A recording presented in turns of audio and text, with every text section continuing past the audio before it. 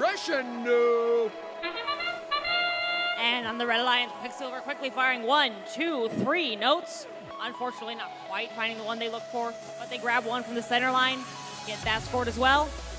And with just 3 seconds left on the contest, they're back for another, and they do get that placed in Red Speaker.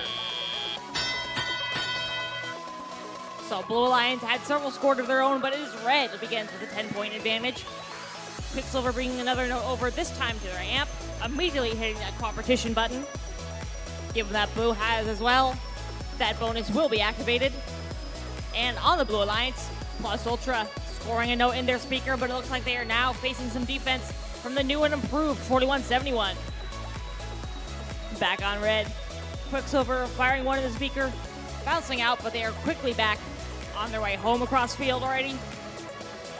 Getting one more scored and cleaning an additional note up. Not quite finding its target, but they still have plenty of time for more cycles. And Red Alliance is hanging on to its lead, but it's just 12 points now, soon to be less, as Blue has a couple more to the speaker.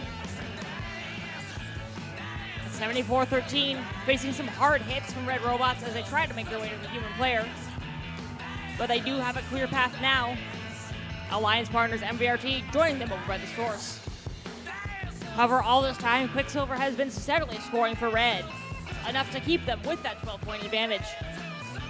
And they add one more note to Red Speaker, make their way around Plus Ultra, towards a note from the human player, and back on their way once again. Over on Blue, MVRT and Plus Ultra each scoring a note at the speaker, and it is 115, the first back across field on the hunt for another note.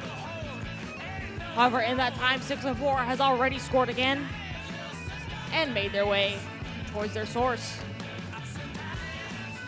As we have just over 30 seconds left, Red is hanging on to their lead, but it is narrower now, thanks to Blue Alliance's efforts.